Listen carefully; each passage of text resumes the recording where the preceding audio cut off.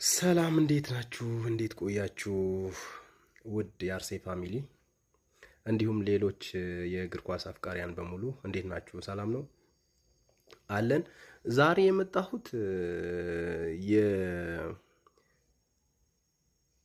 እስቲ ስለዚህ ልጅ ለማውራት ነበረ። እውነት ቪክተር ዮኬሬስ ጥሩ አፈጻጸም ነው ያለው የሚለው ነው። በዚህን ሰዓት አንዳንድ ደጋፊዎች ይሄ ልጅ እየተቻቹት እያየው ስለሆነ ነው። እውነትም አሁን በዚህን ሰዓት በአርሰናል የፊት መስመር ላይ ቪክተር ዮኬሬስ የማይሆን አቋም እያሳየ ነው ወይ የሚለው ነገር ጥያቄ ስለሆነብኝ ነው። ምክንያቱም አርሰናልን በጣም በሚገባ እያገለገለ ያለ ተጫዋች ነው፣ ግን የፈለገም ቢያደርግ እየተወራለት አይደለም። ከዛ በፊት የአርሰናል የፊት መስመር አጥቂዎች እንዴት ነበሩ?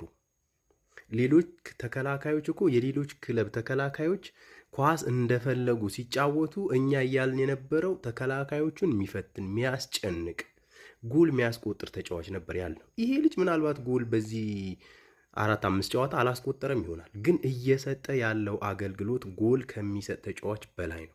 በጣም በላይ ማለት ነው። እንዴ እኔ ልንገራችሁ፣ ግዴታ እሱ ጎል ማስቆጠር ያለበት አይመስለኝም። እያንዳንዳቸው የአርሰናል ተጫዋቾች ለምሳሌ ቡካዮ ሳካን በዚህን ሰዓትና ከዛ በፊት እንዴት ማየት እንዴት እየሆነ እንዳለ ታውቃላችሁ። ቡካዮ ሳካ ብዙ ጊዜ በተደጋጋሚ ኳስ እያገኘ ነው። ከዛ በፊት ግን ተከላካዮች ሙሉ ጫና ፈጥረው እየያዙት የነበረው ቡካዮ ሳካን ነበረ።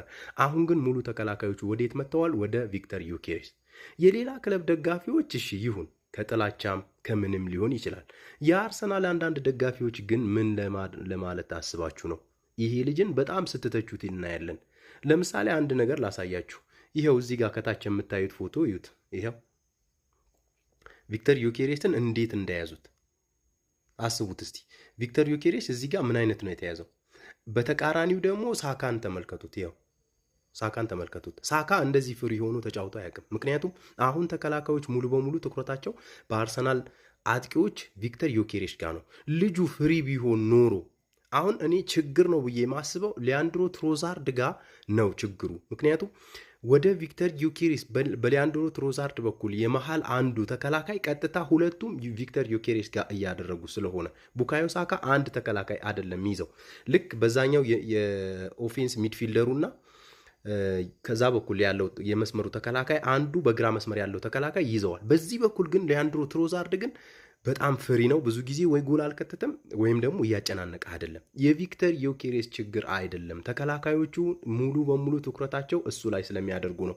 እንደው ካያችሁት እኮ ተጫዋቹ ልክ እሱ ኳስ ለመያዝ በሚሄድ ቅስፈት ይሆን ኳስ ሲለቀቅለት